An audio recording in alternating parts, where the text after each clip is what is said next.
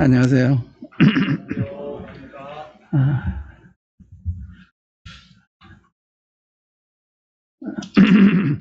광주 광선 모임은 제가 처음입니다.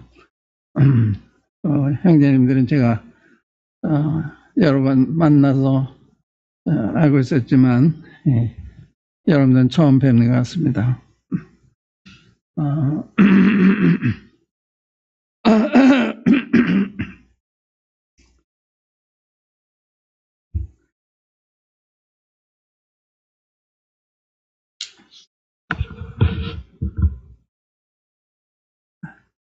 그동안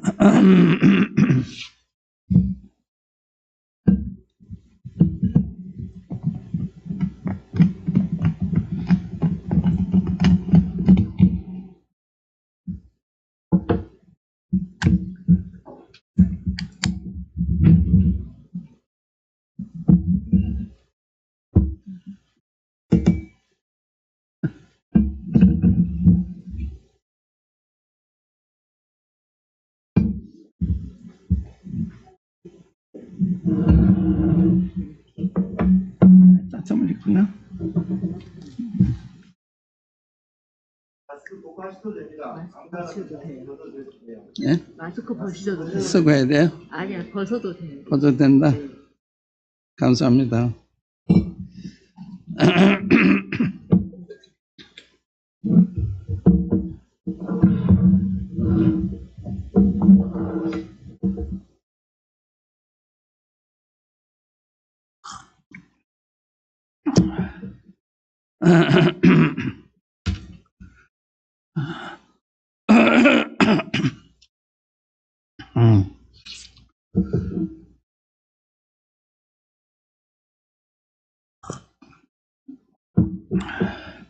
나이가 드는 것도 공익인 것 같아요. 이렇게 앉아서 말씀을 드려야 되고 또 이런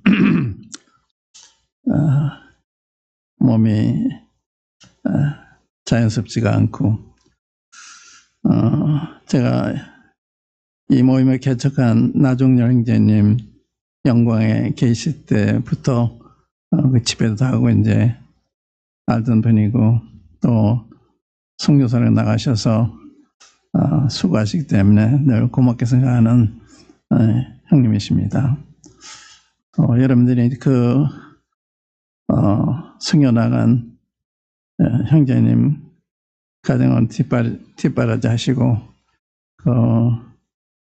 그런 후원을 하고 계시는 게 쉬운 일이 아닌데 성취하고 계시기 때문에 계속 선교가 진행되고 있다고 생각이 돼요. 이 선교하면은 그냥 해외 나가서 이렇게 복음 전하는 게 아니고 거기에는 많은 것이 뒤따르는 이런 게 이제 선교인데 이 형님이 상당 오랜 기간 동안 중국에서 강금도 당하시고 매도 맞으시고 그래서 복음을 전해온 형제님이시고 지금은 러시아 가 계십니다만은 그러한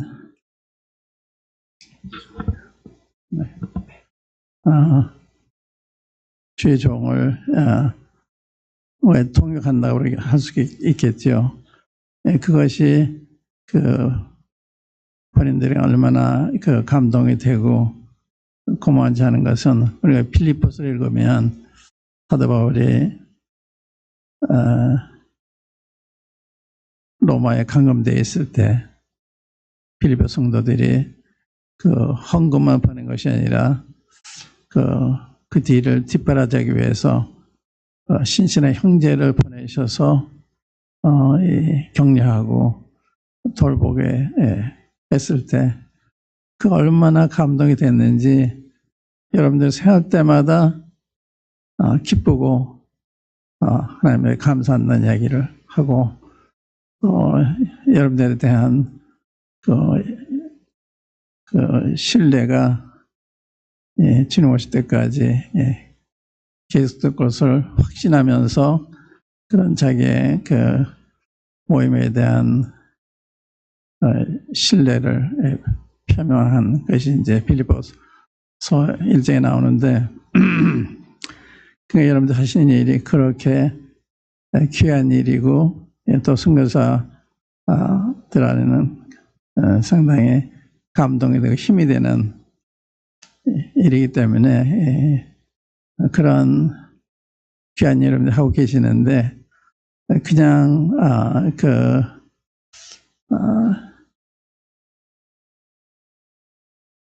하나의 예의로서만 하는 게 아니라 여러분들이 거기에 마음을 들여서 하고 계시기 때문에 하나님께서 그걸 크게 여기시는 빌립보서 4장에 보면 거기에 대해서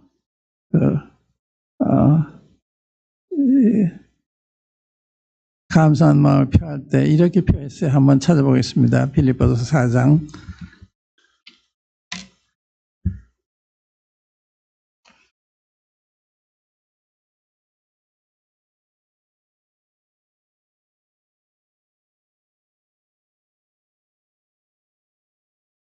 16절부터 15절부터 한번 읽겠습니다.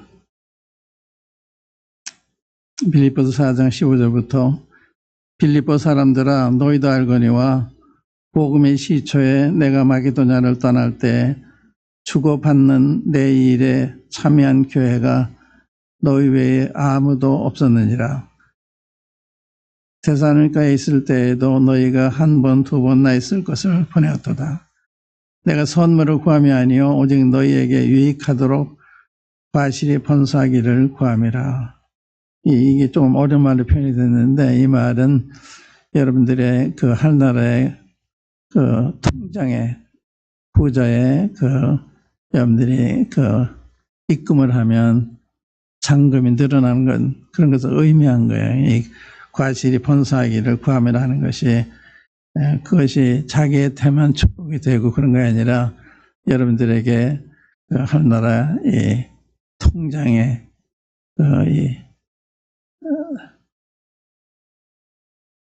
잔고가 늘어가는 그런 것을 생각하면서 선물을 구하는 게 아니라 너희들이 그런데 유익이 되기를 바란다는 그런 뜻을 표현했습니다. 그 다음에 내게는 모든 것이 있고 또 풍부한지라 에바브로디도 편에 너희의 준 것을 받음으로 내가 풍족하니 이는 받을 만한 향기로운 제물이요 하나님 기쁘시게 한 것이라.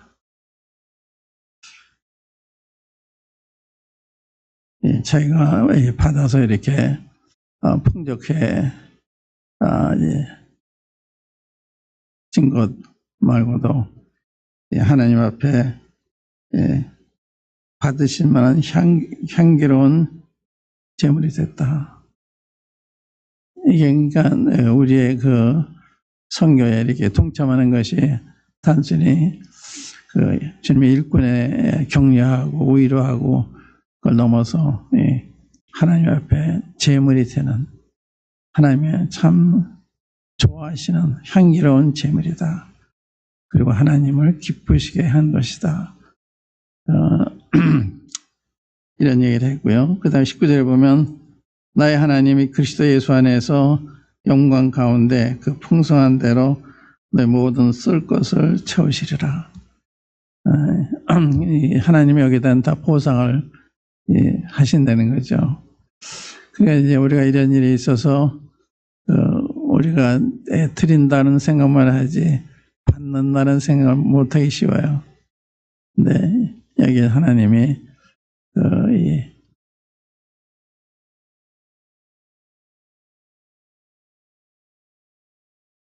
그리스도 안에서 영광 가운데 그 풍성한 대로 거기에 비례해서 너희 모든 쓸 것을 채우시리라. 그러니까 교회가 유지가 되는 것도 거기에 헌신과 연관이 있는 또 우리의 생활이 유지가 되는 것도 연관이 있는 것으로 말씀했습니다. 그러니까 하나님께 드린다고 하는 것은 곧 받는 것을 의미하는 거죠. 예. 뭐가 같은가 하면 우리가 그 씨앗을 땅에 심을 때 하나를 심었는데 거기에서 여러 배로 열매가 맺히잖아요. 그러니까 하나 드리고 수십 배, 수백 배를 받게 되는 것이 헌신입니다. 그러니까 단순히 내가 줘서 없어지는 게 아니에요. 저도 평생 이제 그런 원칙으로 살아왔는데 놀라운 거는 벌써 주님이 내가 드릴 걸 아셨는지 벌써 응답을 축복을 보내시는 이런 것을 여러분 경험을 했습니다. 그러니까 하나님 벌써 다 아시니까 이게 하나님이 다 보상하시는 이런 분이시죠. 근데 여기 이제 에바브로디도가 나오는데 그저 헌금만 보는 게 아니라 에바브로디도를 보내서 바울님을 도와주도록 이렇게 했는데 2장에 나옵니다. 그 말 2장에 보면 에바브로디도에 대한 이야기가 나오는데 한번 2장 한번 보시기 바랍니다. 25절에 보면 그러나 에바브로디도를 너에게 보내는 것이 필요한 줄로 생각하노니 그는 나의 형제요 함께 수고하고 함께 군사된 자요 너희 사자로 너희 신분꾼으로 나의 쓸 것을 돕는 자라. 에바브로디도 이게 때로는 이런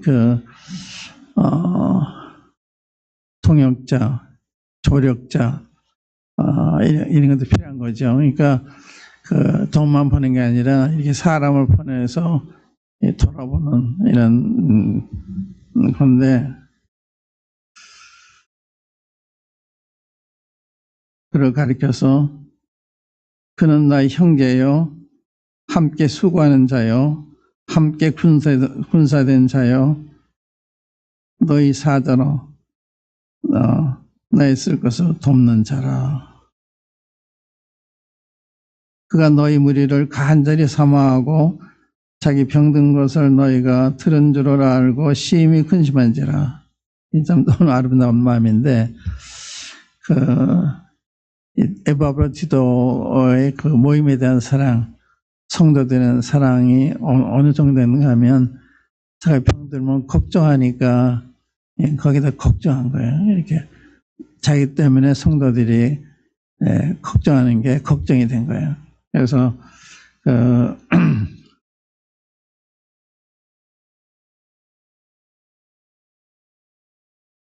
너희가 그 소식을 들은 줄 알고 심히 근심한지라. 이건 참 얼마나 이 사랑이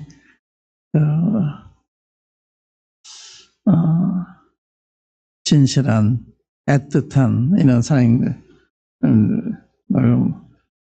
알 수가 있는데 그가 병들어 죽게 되었으나 하나님이 저를 긍휼히 여기셨고 저뿐 아니라 또 나를 긍휼히 여기사 내 근심 위에 근심을 면하게 하셨느니라. 그러므로 내가 더욱 급히 저를 보내는 것은 너희로 저를 다시 보고 기뻐하게 하며 내 근심도 덜려 함이니 이러므로 너희가 주 안에서 모든 기쁨으로 그를 영접하고 또 이와 같은 자들을 존귀히 여기라. 존귀히 여기라. 이게 그 사도 바울의 에바브로디도 또 여러분들 대표해서 가서 종을 돌아보는 이런 사람들 귀하게 여기라. 그런 말씀이잖아요. 그 다음에 보면 30절에 저가 그리스도의 일을 위하여 죽게 이르러도 자기 목숨을 돌아보지 아니한 것은 나를 섬기는 너희의 일의 부족함을 채우려 함이니라.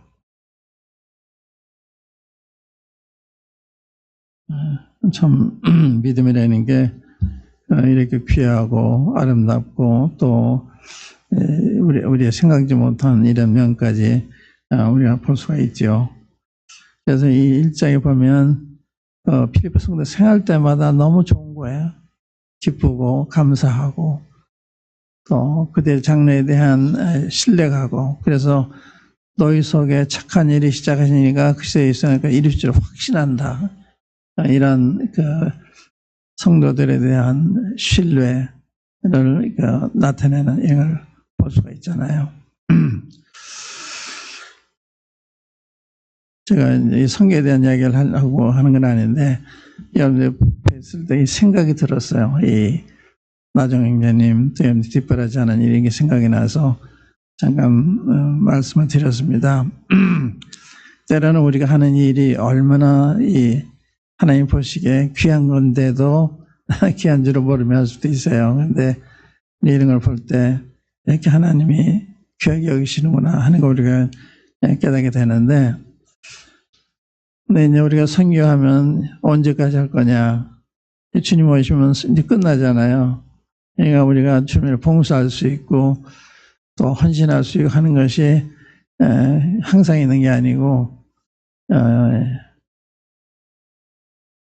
단축이 될 수 있는, 주님 오시면 끝나는 우리의 모든 그 삶이 그렇죠. 주님 오시면 다 주님의 삶은 끝나는 거예요. 그러니까 살아있는 동안만 주님의 섬길 수 있는 건데, 그래서 주님을 잘 섬기는 게 필요한데, 요즘 우리는 코로나 때문에 참 이상한 세상이 되고, 또 서로 만나기도 쉽지가 않고 모이기도 쉽지가 않고, 또 항상 마스크 하고 다녀야 되고 참 이상해요. 텔레비도 보면 다 이제 이 마스크 쓰고 있으니까 대통령으로부터 모든 사람이 이리까지 전부 이걸 쓰고, 요즘은 이걸 안 쓰면 이상한 사람 취급받아요. 사람 지적을 해요. 길 가다가도 산책하면서 이게 가리고 다녀야 되는데 네, 그러니까 이제 이게 일상화되고 이렇게 안 하면 이상하게 보이고 이제 그런 정도가 됐는데, 갑자기 이렇게 된 거예요. 이게 1년도 아직 안 됐잖아요. 이게 전 세계에도 이렇게 됐는데, 이게 무엇을 의미하느냐? 이 코로나가 이게 뭐냐? 이게 성경과 관계가 있느냐? 하나님과 관계가 있느냐? 그럼 어떠한 관계가 있느냐? 놀라운 건요, 이게 성경에 다 이언이 돼 있는 거예요. 이 코로나에 대한 거 성경에 다 이언이 돼 있는 그 사실들이 지금 일어나고 있는데, 이 코로나를 성경에 비추어서 봐야 되는데 사람들이 성경 모르니까, 성경 아는 사람도 또 자세히 모르니까 이 코로나에 대한 진정한 의미를 모르면서 두려워하기도 하고 경계하기도 하고. 그런데 성경은요 거의 다가 이언이잖아요. 특별히 이제 주님의 재림과 관련해서 징조를 말씀하는데 하나예요. 징조 중에 하나인데, 그런 점에서 이렇게 보시면은 코로나가 이게 우연히 발생된 게 아니라 하나님이 보내신 거라구나. 그걸 놓치면 코로나 제대로 본 게 아니에요. 하나님이 보내신 거예요. 그걸 제가 말씀을 드리면서 이 코로나를 통해서 우리가 무엇을 생각을 해야 되고 무엇을 준비해야 되나, 이런 말씀을 드리고 싶습니다. 우리 누가복음 21장 한번 열어보실 거예요. 누가복음 21장.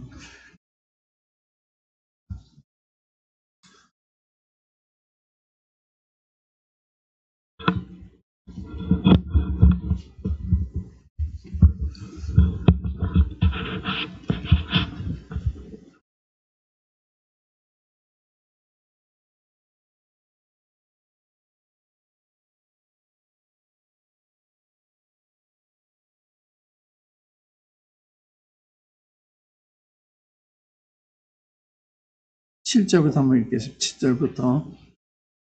제자들이 주님과 함께 예루살렘 성전에 가까이 가셨을 때, 제자들이 성전 건물이게 46년 동안 지어진 황금으로 입힌 아주 찬란한 이런 건물이기 때문에 주님 앞에 자랑하고 싶어서 그 건물을 주님한테 말씀드렸을 때 주님이 뭐라고 하셨는가 하면, 5절부터 보세요. 5절부터. 어떤 사람들이 성전을 가리켜 그 미석과 헌물로 꾸민 것을 말하며 예수께서 가라사대 너희 보는 이것들이 날이 이르면 돌 하나도 돌 위에 남지 않고 다 무너뜨리리라. 아주 튼튼한 건물, 아름다운 건물. 그래서 자랑스러운 건물인데 주님은 그 건물의 운명을 보신 거예요. 어느 날 이 건물이 돌 위에 돌아 남지 않고 다 파괴될 거다. 무너질 거다. 그거 누가 믿겠어요? 아무런 그 건물이 허물어질 것 같은 것이 하나도 보이지 않는데 주님이 이런 얘기 하신 거예요. 그러니까 제자들이 질문했어요. 7절에 저희가 물어 가로되 선생님이여 그러면 어느 때 이런 일이 있겠사하며 이런 일이 이르라 때에는 때에 무슨 징조가 있사오리까? 질문했어요. 언제 이런 일이 있겠으며 어느 때 이런 일이 있겠으며 이런 일이 이르할 때 무슨 징조가 있겠습니까? 중요한 질문이고 이 질문에 대해서 예수님이 답을 못하시면 안 되죠. 하나님이 아니시죠. 믿을 만한 분이 아니시죠. 이 질문에 대해서 주님이 대답하셔야 되고 대답하셨는데 그걸 지금 우리가 보는 거예요. 성경이 이런 책이다. 이렇게 미래에 대해서 이야기한 그 이야기가 이루어졌고 이루어지고 있고 앞으로 이루어질 것이고 이제 그게 성경의 내용이거든요. 근데 예수님이 제일 먼저 한 것이 8절에 보면 가라사대 미혹을 받지 않도록 주의하라. 많은 사람이 내 이름으로 와서 이르되 내가 그러라 하며 내가 가까웠다 하겠으나 저희를 쫓지 말라. 난리와 난리의 소문을 들을 때 두려워 말라. 이 일이 먼저 있어야 하되 끝은 곧 되지 아니하리라. 또 이르시되 민족이 민족을 나라가 나라를 대적하여 일어나겠고 처처에 큰 지진과 기근과 온역이 있겠고 온역이 이게 전염병에 오늘 이게 코로나 이게 예언된 거예요. 온역이 있겠고 또 무서운 일과 하늘로서 큰 징조들이 있으리라. 이 일에 대해서 그 4장 5절에 보면 한번 보세요. 4장 35절에 보면 너희는 스스로 조심하라. 그렇지 않으면 방탕함과 술 취함과 생활의 염려로 마음이 둔해지고 뜻밖의 그 날이 턱과 같이 너에게 임하리라. 이 날은 온 지구상에 거하는 모든 사람에게 임하리라. 보세요. 이 날은 온 지구상에 거하는 모든 사람이 한다. 지금 그 코로나 그렇지 않아요. 그러니까 이게 정말 성경에 예언되어 있는 여기 이제 징조 여러 가지 중에 이제 하나를 지금 우리가 보고 있는 건데 이게 놀라운 거예요. 이게 요즘 쓴 게 아니라 예수님이 살아계실 때, 그러니까 AD 33년경 이렇게 말씀했다고 생각할 수 있겠죠. 그럼 2000년 전, 2000년 전에 말씀한 것이 오늘 우리 목전에서 이루어지고 있는 거예요. 그러니까 굉장히 놀라운 거죠. 예수님이 보통 분이 아니라구나. 그분의 말씀이 이렇게 맞는구나. 이제 이런 걸 깨닫게 되는 거죠. 근데 이런 말씀이 성경에 이제 딴 데도 있어요. 여기도 한번 손을 넣으시고 계시록 2장 한번 열어보시면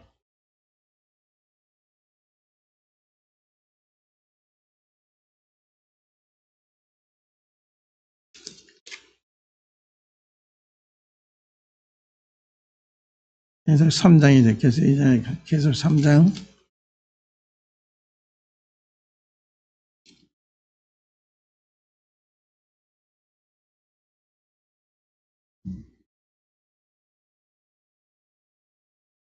(10절) 말씀입니다. 이게 이제 빌라델피아 교회에게 주님 편지하시면서 말씀하신 중에 일부인데 10절에 내가 나의 인내의 말씀을 지켰은즉 내가 또한 너를 지켜 시험의 때를 면하게 하리니 이는 장차 온 세상에 임하여 땅에 거하는 자들을 시험할 때라. 온 세상에 임하여. 그러니까 이게 이제 부분적으로 이게 번질 수 있지만 전 세계가 이렇게 된다. 그건 또 쉬운 말씀이 아니잖아요. 근데 이건 물론 이제 환란, 우리가 이제 아는 대로 7년 환란 때 임할 일이 지금 예고편처럼 이렇게 일어나고 있는 거예요. 이게 실은 지금 예언한 것이 주님 지상되는 직전에 있을 일들이거든요. 그러니까 환란의 7년 환란 중에 일어난 일들인데 그런 일이 벌써 우리가 휴거도 되기 전에 이런 일이 일어나고 있는 거예요. 그러면 이것이 언제까지 계속될 거냐? 글쎄요, 이게 끝날 것 같지는 않아요. 많은 사람들이 코로나 이후로 생각을 하는데 코로나 이후가 있을 것 같지가 않아요. 그러니까 이것은 이제 계속 되다가 이제 주님이 오시면 가고 세상이 7년 동안 환란을 당하는데 그때 이제 적극적으로 무서운 온역과 지진과 기근과 이런 것이 이제 세상에 임하는데 징조 하나를 지금 우리 보고 있는 거예요.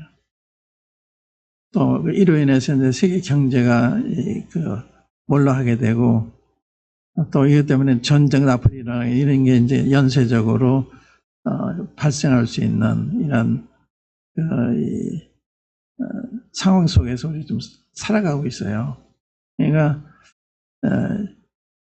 내일이 확실하지 않은 아주 불확실한 이 미래를 우리가 대해야 되는 거예요. 그러니까 이게 어떻게 될 거냐 아무도 모르잖아요. 그러니까 이 눈에 보이지 않는 이 바이러스가 세계 모든 사람들을 이렇게 두렵게 하고 마스크 쓰게 하고 이게 벌벌 떨게 하고 있잖아요. 이게 참 무서운 일이죠. 근데 첫 번째 아셔야 될 것은 하나님이 보내셨다. 이게 중요한 하나님 말이다. 의인이 일어나는 것이 하나님이 보내셨다. 그럼 누구한테 보냈나? 교회에게 보냈나? 교회 밖에 믿지 않는 사람들에게 보냈나? 제가 보기에는 후자입니다. 교회 보낸 게 아니라 믿지 않는 사람들의 주님이 경고하시는 또 하나님의 살아계심을 알고 마음을 돌아오게 하시기 위해서 이거 허락했습니다. 근데 세상 사람들이 그런 생각 못하고 있잖아요.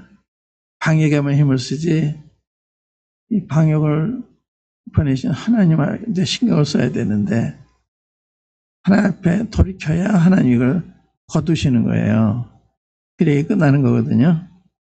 근데 이 사람들이 하나님 생각 못하니까 성경도 모르니까 그런 차원의 생각을 못하고 최대한 대로 방역을 하려고 노력하는 것, 그것도 필요한 거죠. 거기 잘못이 있는 건 아니에요. 그러나 그 자체만으로 안 돼요. 하나님 앞에 살아야 된다. 하나님이 여기서 거두어 주셔야 된다. 이게 포인트예요. 근데 오늘 크리스천들도 하나님보다도 코로나 더 무서워요. 누가 더 무서워요? 코로나 무서워, 하나님이 더 무서워요. 그러니까 코로나 무서워하는데 하나님 안 무서워요.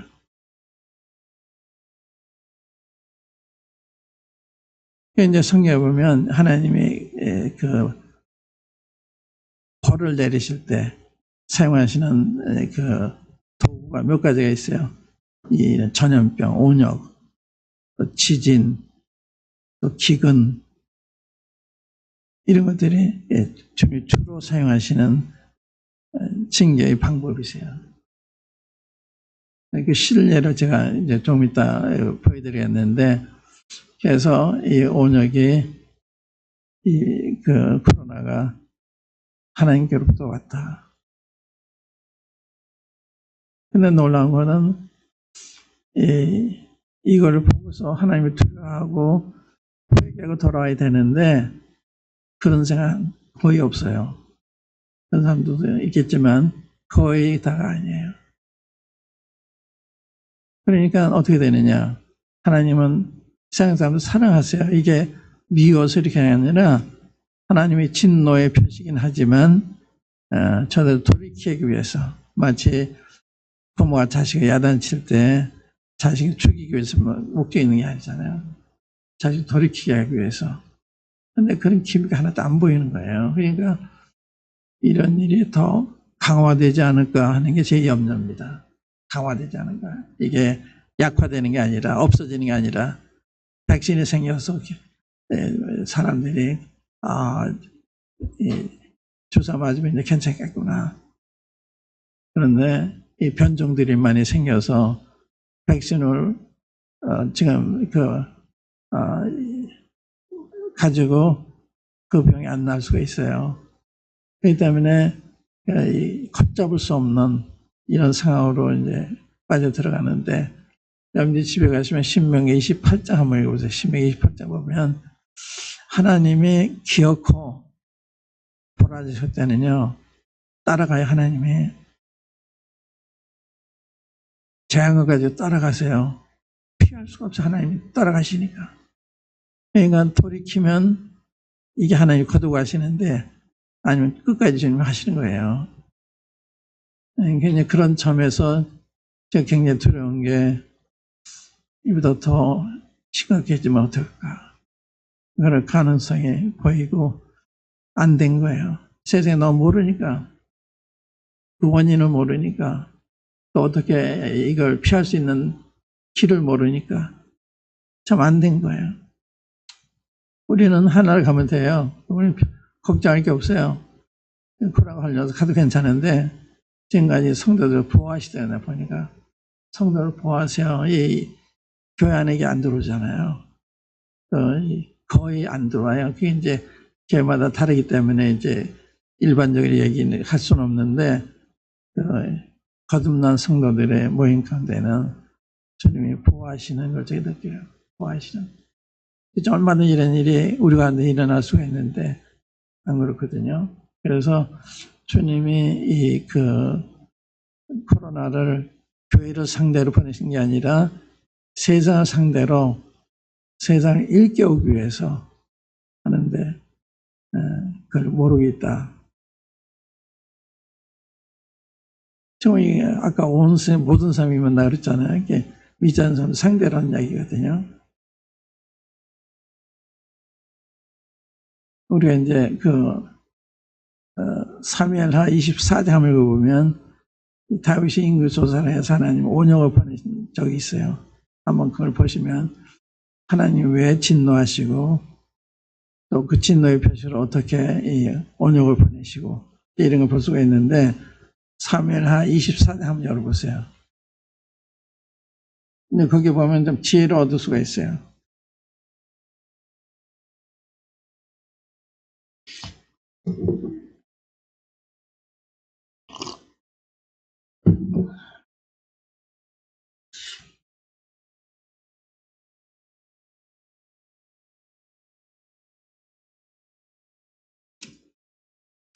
일절부터 자세히 보겠습니다.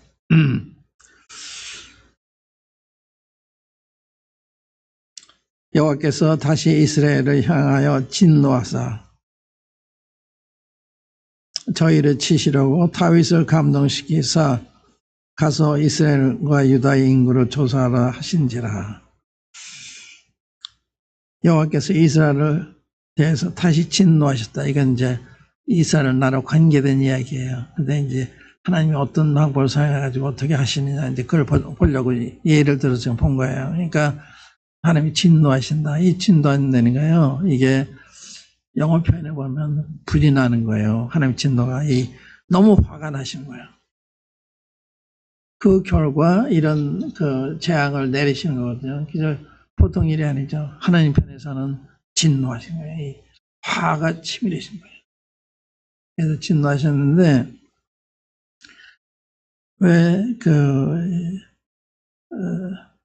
진노하셨는가 하면 다윗이 그 사랑하는 종입니다. 다윗이 그 자기 부하들한테 인구 조사를 하라고 그래요. 다윗이 아주 승승장구할 때예요. 그래서 내 수하에 얼마나 많은 군사들이 있나. 그래서 인구 조사하죠. 그러니까 자기 과시랄까요. 그러니까 다윗의 마음속에 좀 교만한 마음이 생긴 거죠. 그래서 여러분 이제 어느 경우에도 교만하면 안 돼요. 교만하면 항상 낮추세요. 저때 말도 교만하게 하면 안 돼요. 그럼 주님 즉각 개입하세요. 주님은 다 보고 계시거든요. 그래서 이 교만하면 안 되는. 근데 다윗이 시험을 받는 거예요. 훌륭한 분인데 그 인구 조사하는데 요압이 왜 인구 조사하라고 그러십니까? 충고를 안 들어요. 그리고 강권해가지고 인구 조사를 해요. 하나님이 진노하셔가지고 세 가지 재앙 중 하나 선택하라. 가시란 선자에게 하나님이 나타나서 너 다윗한테 가서 내가 세 가지 재앙을 너한테 줄 테니까 그 중에 하나 선택하라. 하나는 7년 동안 기근을 당하겠냐. 또 하나는 3개월 동안 원수에게 대적에게 쫓기겠느냐. 3개월 맞네요. 그 다음에 3일 동안 온역이 있을 것이니까. 그 말씀이 이제 13절을 보시면 가시 다윗에게 이르러 고하여 가로되 왕의 땅에 7년 기근이 있을 것이니까 혹시 왕의 대적에 쫓겨 석 달을 그 앞에서 도망하실 것이니까 혹시 왕의 땅에 3일 동안 온역이 있을 것이니까 왕은 생각하여 보고 나를 보내신 이에게 대답하게 하소서. 다윗이 가세에게 이르되 내가 곤경에 있도다. 여호와께서는 긍휼이 크시니 우리가 여호와의 손에 빠지고 내가 사람의 손에 빠지지 않기를 원하노라. 이에 여호와께서 아침부터 정하신 때까지, 여기 정하신 때라는 말이 중요해요. 하나님이 무슨 일 하실 때 스케줄이 있는 거예요. 그러니까 아침부터 정하신 때까지 우리를 징계하셔도요. 하나님 기간이 있어요. 때까지 온역을 이스라엘에게 내리시니 다음부터 부에서바까지 백성의 죽은 자가 7만이니라. 아침부터 정한 때가 절편된지 오후 몇 시까지 모르지만 그 짧은 시간에 7만 명의 백성들이 죽입니다. 온역에. 지금 미국에는 얼마나 많이 죽어요. 그래서 미국을 생각하면서 미국이 천번제가 많은가 보다. 그리고 이제 선진국에 더 많이 당하잖아요. 후진국보다. 그러니까 저들 가운데 문제가 심각한가 보다. 이런 생각했어요. 그러니까 우리는 지금 500명, 600명 그 정도인데 그것도 지금 많아서 걱정들 하는데 미국이나 다른 데는 몇백 명이 아니에요. 몇십만. 발의 확진자가. 그래서 이 시체를 처리하기가 어려울 정도로 일이 어떻게 생기는 거예요, 이게. 예, 하나님 아니시면 어떻게 이런 일이 일어날 수가 있어요. 사람이 하는 일이 아니에요. 그때 다윗이 회개해요. 그러니까 하나님은 내가 어느 타작마당에 가서 나를 위해서 번역 화목제를 드려라. 그래서 이 번역 화목제 드리니까요. 온역이 그쳤어요. 한번 그 뒤에 보시면 25절에 그곳에서 여호와를 보여 단을 쌓고 번제 화목제를 드렸더니 이에 여호와께서 그 땅을 위하여 기도를 들으시매 이스라엘에게 내리는 재앙이 그쳤더라. 재앙이 그쳤죠? 언제? 예배 드렸을 때. 회개하고 하나님 앞에 예배 드렸을 때. 그러니까 예배가 방역의 좋은 방법이에요. 예배가. 하나님께 돌아서 하나님 예배해야 되는데 이 방법을 모르니까 방역에 힘쓸 때 그게 해결책이 아니죠. 그러니까 정부에서는 이게 번져가니까 걱정이 되니까 대중들 모이는 걸 못 모이도록 하고 교회까지 이제 그러고 이제 뭐 이해는 돼요. 어느 면에서 이해는 되는데 조심하라고 하는 것까지는 좋은데 예배까지 못하게 하는 건 아니에요. 예배는 하나님 관계된 일이기 때문에 하나님의 일에 정부가 이래라 저래라 얘기하면 안 되는 거예요. 우리는 들어서 안 되는 거고. 그러니까 이게 정부가 이걸 모르니까. 그래서 이 교회를 핍박을 하면 정부가 안 좋은 거예요. 나라가 안 좋은 거예요. 문제 더 심각해지는 거예요. 그걸 가르쳐 줘야 되거든요. 언제 가르쳐 주냐? 붙들어 갈 때. 이런 데 가서 얘기하면 안 됐잖아요. 붙들어 가고 얘기할 수밖에 없죠. 이래야 되는 겁니다. 이렇게. 이게 더 심각해지면 주님이 더 적절히 개입하시면 그때 생각하겠죠. 마치 바로가 10번째 재앙을 내렸을 때 일단 결정적으로 하나님 앞에 뉘우치고 백성들을 애굽에서 떠나도록 허락한 것처럼 그전에 허락하다가 또 마음을 바꾸고 자꾸 그러잖아요. 그러니까 이 강도가 점점 높아져요. 그래서 10번째 재앙을 내렸을 때 바로가 뉘우치고 나가라고 막 내쫓을 정도로 그러잖아요. 그러니까 하나님 하셔야 되는 거예요. 하나님이 이 사람 하는 게 아니에요. 그러니까 이 코로나에서 먼저 알아야 될 게 이게 하나님께부터 왔다는 걸 알아야 되는 거예요. 그 다음에 두 번째는요. 이 성경에 다 기록된 거였구나. 성경의 진리라고나 하는 건 아는 게 중요한 거예요. 이 말씀이 진리예요. 많은 사람들이 이걸 모르잖아요. 이 성경 말씀은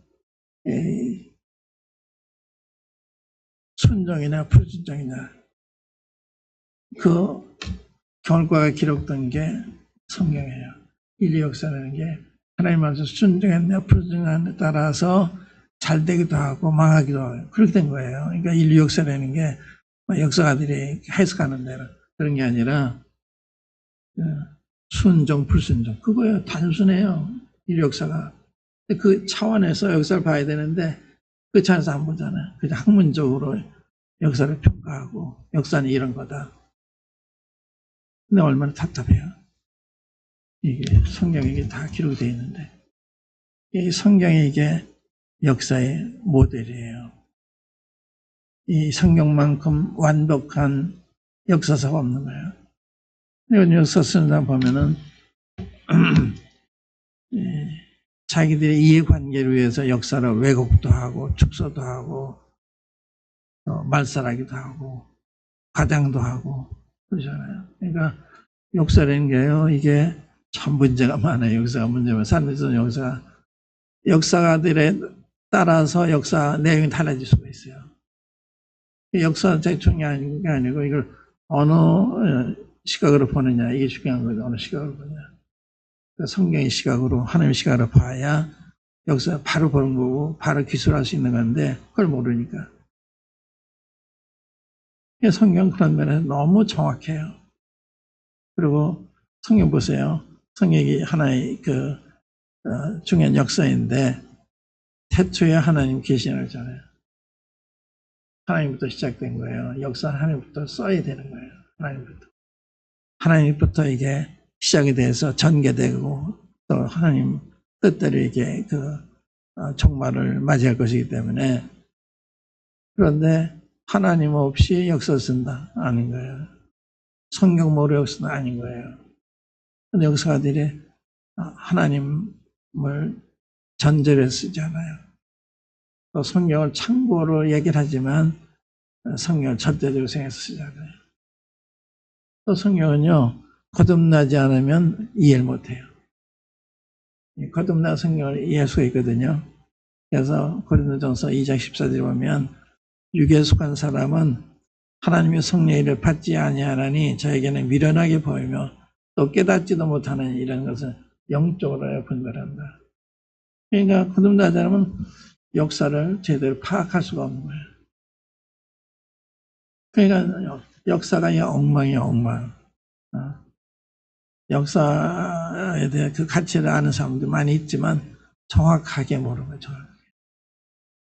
그런 나름대로도 우리가 교훈을 받고 도움 받을 수 있는데 정말 충분한 게 아니라 성령의 시각으로 봐야 이게 저거로구나. 코로나에 대해서 성경을 보고 알 수 있잖아요. 전쟁이나 전쟁을 왜 하나님 허락하시냐. 성경에 다 있는 거예요. 그러니까 세상에 이런 모든 일은 성경을 가지고 해석이 되는 건데 성경 떠나서 하니까 안 되는 거죠. 지금 코로나 마찬가지예요. 성경으로 보면 정확하게 알 수 있는데 그래서 코로나는 하나님이 두려우심을 가리키는 거예요. 하나님 정말 두려운 분이구나. 또 두 번째는 성경이 정말 하나님의 말씀이구나.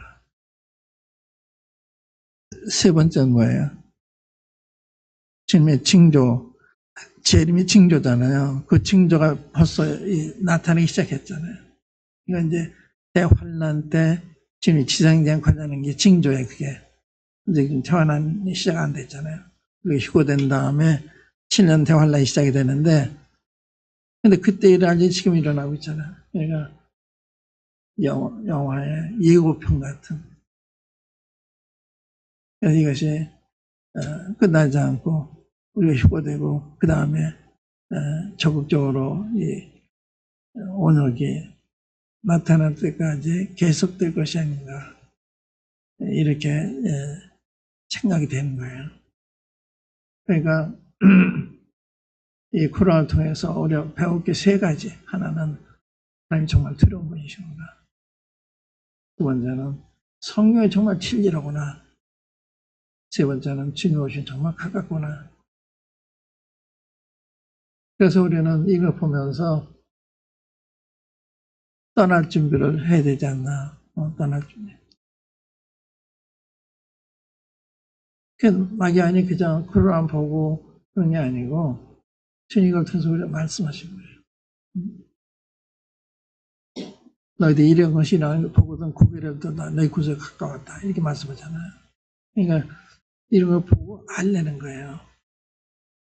너희가 천기는 분별할 줄 알면서 시대의 편향은 분별할 수 없느냐. 그러시잖아요. 그럼 왜 그러냐 하면 바리새인과 서기관들이 주님한테 와서 하늘로부터 오는 표적을 보여달라고 그랬어요. 하늘로부터 오는 표적을 보여달라. 근데 예수님 자체가 하늘에서 표적이잖아요. 근데 그 표적을 앞에 놓고서 표적을 보여달라는 거예요. 그러니까 얼마나 눈물어 있어요. 주님 오셨는데. 그러니까 이 성경을 모르면 주님이 내일 가까이 오셨는데도 아무도 모를 수 있어요. 그 다음에 이걸 통해서 시대를 분별해서 거기에 맞는 이런 준비를 하는 게 필요한 거죠. 그래서 이 코로나는 어느 면에서 우리한테 유익한 거예요. 우리 각성하고 우리를 돌아보고 회개하게 하고 그렇기 때문에 그런 점에서 이게 유익한 건데 그런 점을 생각 안 한다면 뭘 그러고 뭘 배우는 거예요? 뭘 생각하시는 거예요? 그 세 가지 잊지 마세요. 하나님 정말 살아계시고 두려운 분이구나. 얼마나 두려워요? 갑자기 이렇게 되니까 세계가 전부 벌벌 떨잖아요. 위아래가 없어요. 다 그 앞에서는 다 경계를 하지 않으면 안 되는 그 다음에 이게 성경에 다 기록된 것이 그대로 되기 때문에 성경이 정말 진리로구나 라는 거. 그래서 성경을 더 상고하시죠. 그래 더 아시게 되죠. 성경 연구하면 너무 놀라워요. 너무 놀라운 게 많아요. 최근에는 이사야서나 시편을 보면 여호와께서 보좌 위에 계시다. 여호와께서 열방을 다스리신다. 바다에서 바다까지와 강에서 땅끝까지 하나님께서 다스리신다. 하나님이 열방을 다스리세요. 우리나라를 포함해서 모든 나라를 주님이 다스려요. 그냥 우연히 그냥 굴러가지 않아요. 하나님 개입하시면 꼼짝 못해요. 지금 꼼짝 못하잖아요. 그러니까 이제 동시다발적으로 전체 대형 지진이 일어났다 생각해보세요. 경제가 붕괴됐다 한번 생각해보세요. 이 경제는 몰라요, 지금. 지금 경제들이 다 무너지고 있잖아요. 그러니까 오늘 같은 세계가 계속되는 게 아니고 이 좋은 세상, 참 우리나라가 복받아가지고 참 이게 좋은 환경에서 살게 됐는데 이게 언제까지 계속되고 있냐. 한번 생각해보세요. 갑자기 빈털터리가 될 수 있어요. 저 남미 베네수엘라 같은데 그렇게 오일이 많이 나오고 그랬던 나라가 지금 뭐 쓰레기통을 뒤져서 먹어야 되는 그런 나라를 전락한 거예요.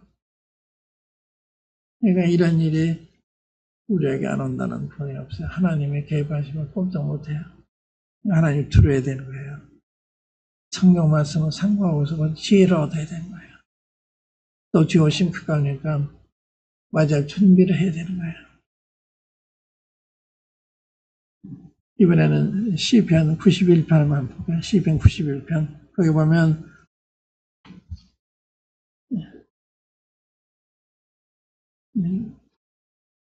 이런 재앙을 어떻게 우리가 대처할 거냐. 91편의 놀라운 시편입니다.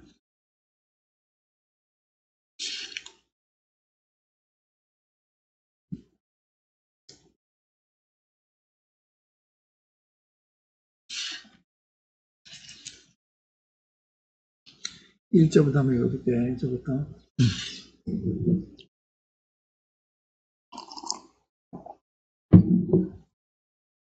지존자의 은밀한 곳에 거하는 자는 전능자의 그늘 아래 가리로다. 지존자가 뭐예요? 가장 높은 분이다. 지존자. 지존자의 은밀한 곳에 거하는 자. 우리가 기도할 때 골방에 들어가서 문을 닫고 은밀한 중에 보신 아버지 기도해라.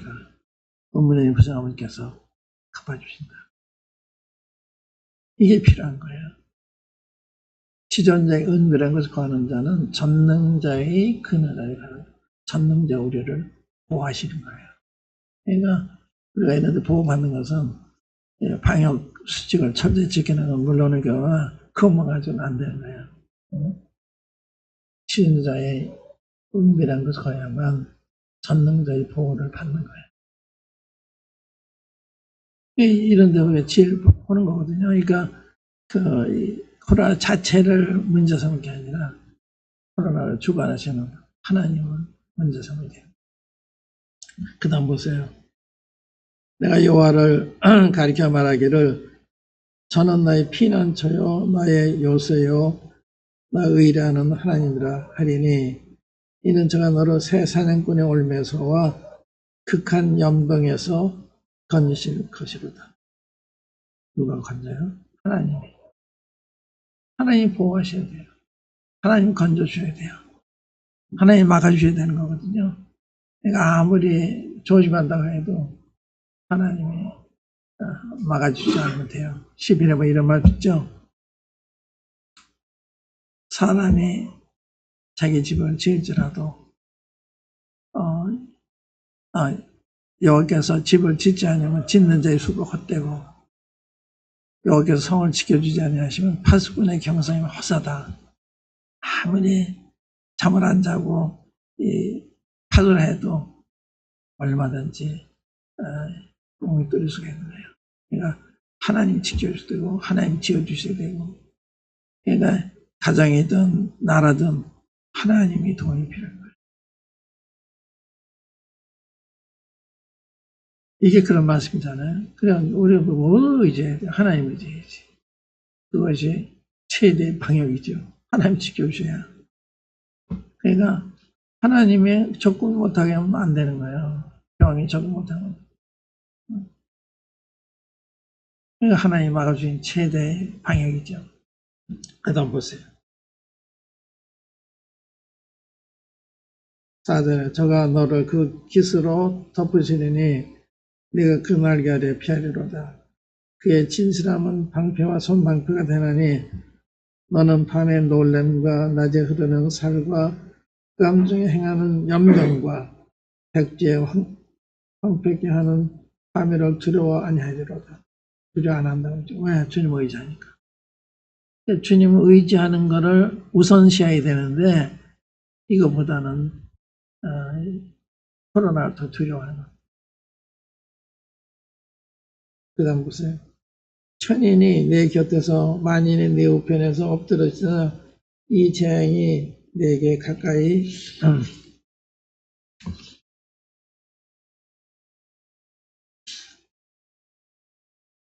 못하리로다. 가까이 못한다고 그러잖아요. 오직 너는 목도하리니 악인의 보응이 내게 보이리로다. 네가 말하기를 여호와는 나의 피난처시라 하고 지전자로 거처를 삼았으므로 화가 내게 미치지 못하며 재앙이 내 장막에 가까이 오지 못하리니 저가 너를 위하여 그 사자들을 명하사 내 모든 길에 너를 지키게 하심이라. 하나님의 최대의 방향이죠. 하나님 의지하는 또 그의 지전자의 은밀한 곳에 거할 때 하나님이 우리의 피난처가 되시고 우리의 보호막이 되시는 거죠. 이게 중요한 거예요. 14절에 보면 하나님이 가라사대 저가 나를 사랑하는 내가 저를 건지리라. 저가 내 이름을 안정 내가 저를 높이리라. 저가 내게 간구하리니 내가 응답하리라.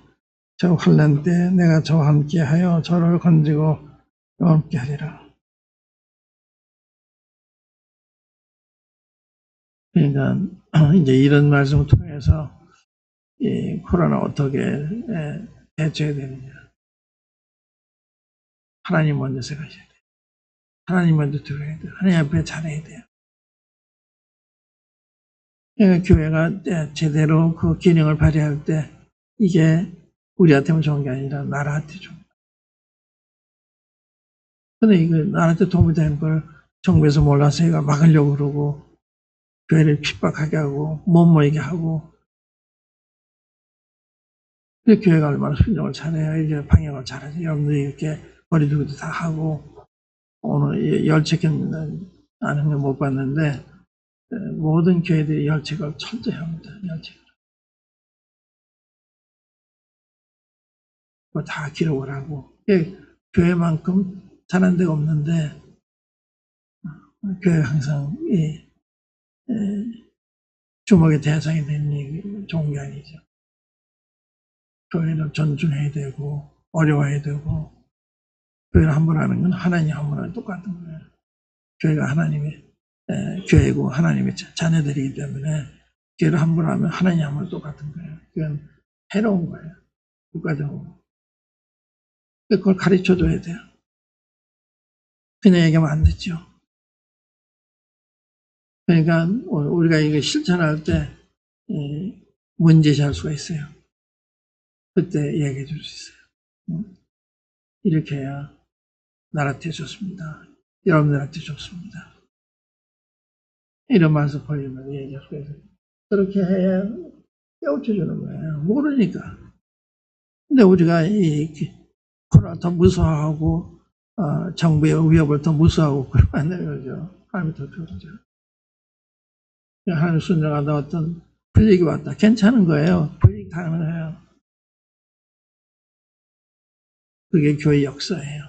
그렇기 때문에 그런 게 두려울 게 아니고 옳은 일을 담대히 행할 때 나라한테 도움이 되고 우리한테 도움이 되고 다른 사람한테 도움이 되고 이게 답이잖아요. 이게. 그러니까 이제 그런 걸 염두에 두시고 모이는 거 철저히 하시고 예배되는 거 철저히 하시고 아까 번자 화목 됐으니까 오늘 그치잖아요. 그러니까 그런 데로 돌아와야 되는데 오히려 그걸 기피하는 더욱 잘 모이셔야 되고 더욱 진압 잘해야 되고 그래야 되는 거죠. 그때 주님이 우리 편에 계십니다. 한번 히브리서 13장 보시면 이런 말씀, 히브리 기자가 이런 말씀 했는데 그런 믿음이 우리한테 필요하죠.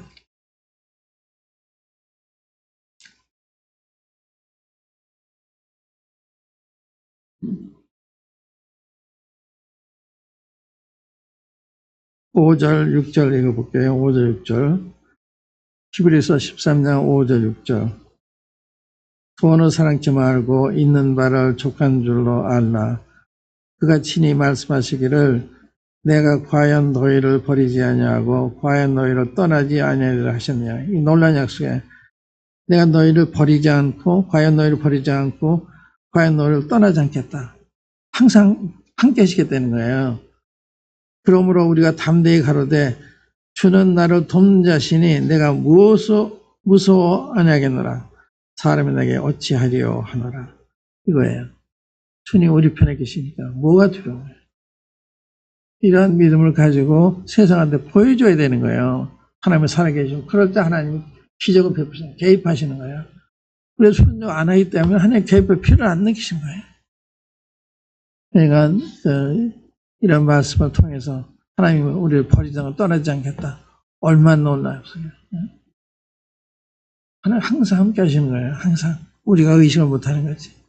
항상 함께 하시고 우리를 보호하시고 그러니까 한나라 가면 많은 위기를 하나님이 지키셔서 빠지 않았다는 것을 알게 될 때 아마 놀랄 거예요. 우리 하루 지나다 많은 위기가 지나가는데 주님이 다 지켜주시는 거예요. 이거는 교통사고뿐만 아니라 질병과 관련해서 그렇고 하나님이 이렇게 지켜주세요. 내가 너희를 버리지 않고 떠나지 않는다. 얼마나 놀라운 약속이에요. 하나님 우리 편에 계세요. 그러니까 하나님 의지하고 묵묵기초의 말 순종해 나가면은 하나님 영광을 받으시고 다른 사람들의 유익을 주고 또 이거 결과적으로 믿지 않는 사람들에게 도움이 되고 저 대천에 가면 충청도 대천에 가면 제가 얼마 전에 거기 갔었는데 주일이 돼서 아마 주일날 모이면은 주위 사람들이 신고할지도 모릅니다. 그랬더니요 그 형제님이 이랬어요. 이번에 건축을 할 때 이 의사 아주머니가 아주 어렵게 했대요. 그래서 경고를 한 거예요. 아니 이러시면 안 됩니다. 일찍 가십니다. 그래서 주님이 데려가신 거예요. 그래가지고 이 교회를 두려워하는 거예요. 이 교회한테 함부로 하면 안 되겠구나. 그냥 담대해요. 그거는 담대한 거예요. 그런 사람들이 이렇게 사람을 두려워하는 거는 하나님이 어떤 분이 잘 모르니까. 하나님 능하신 분, 사람은 개미만 못한 거예요. 아무 힘이 없어 하나님 앞에. 하나님이 긍휼로 우리를 용서하시고 용납하시니까 이렇게 되는 거지. 하나님이 공의대로 해보세요. 하나도 남지 않죠. 그러니까 아까 말한 시편 91편을 읽고 묵상하시면서 하나님을 피난처로 삼으시고 그분을 의지하고 사시면 그분이 우리의 보호자가 되세요. 우리의 피난처가 되세요. 그렇지 않고 내 지혜로 이걸 모면하려고 하면 그 지혜가 아니에요. 여기까지 하겠습니다. 한번 기도하십시다. 각자 한번 기도하세요. 이 코로나와 관련해서 나는 어떤 자세로 코로나를 대화했나, 난 앞으로 어떻게 이 코로나를 대해야 되나 하는 걸 이제 말씀을 통해서 말씀 드리시고